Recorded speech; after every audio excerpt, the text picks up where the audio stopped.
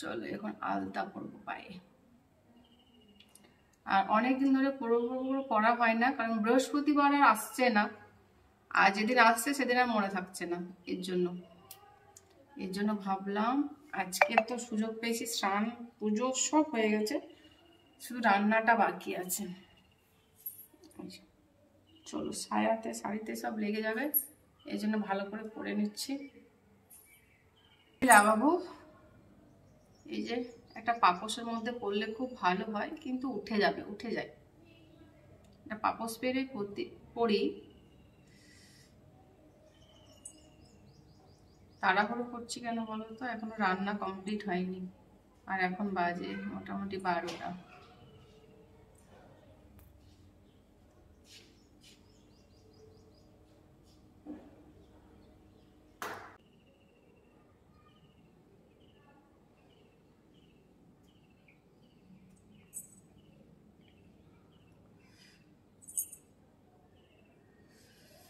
তো চলো, এর জন্য তাড়াহুড়ো করছি, কারণ রান্না কমপ্লিট হয়নি, 12টা বেজে গেছে, মেয়েকে আবার স্কুলে আনতে যেতে হবে, এই জন্য।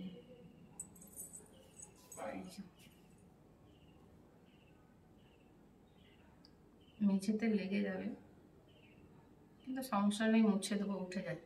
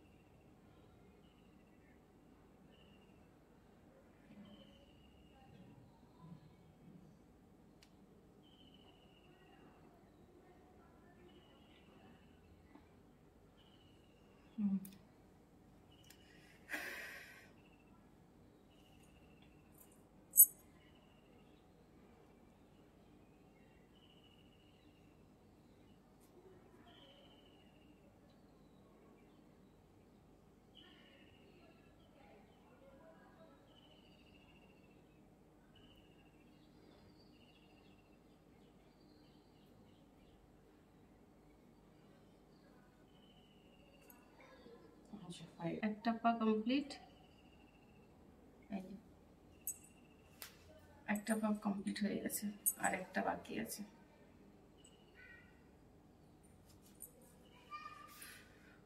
আমার এটা ভয় লাগছে যে নতুন শাড়িতে লেগে না যায়, এর জন্য।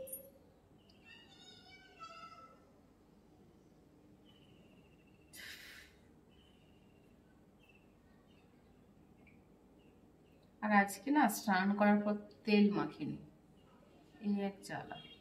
তেল না মাখলে না, আজকে ঠান্ডা ঠান্ডা দিন করছে, ভাবলাম শ্যাম্পু করবো, শ্যাম্পু করিনি, শুধু গায়ে জল ঢেলে চলে এসেছি,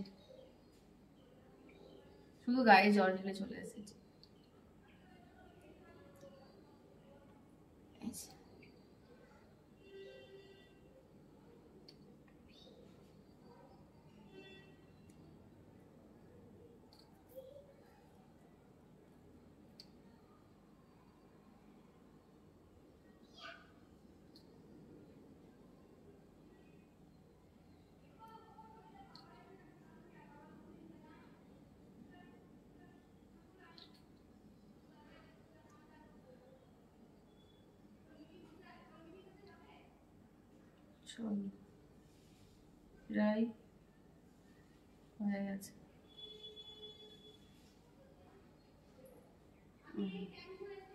একটা পা আবার অর্ধেক হয়ে গেল।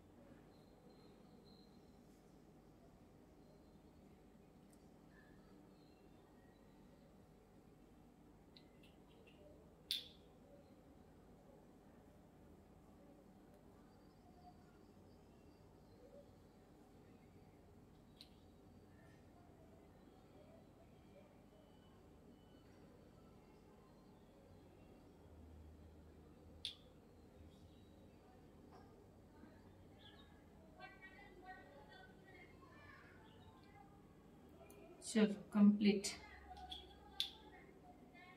ফোঁটা দিতে বাকি আছে। এই যে দুটো পাই হয়ে গেছে।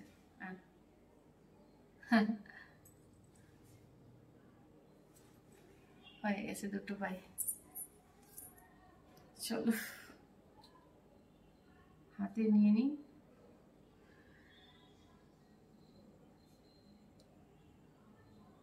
আনলে কিন্তু হাতে এরকম করে নিতে হয়। এই যে এরকম করে।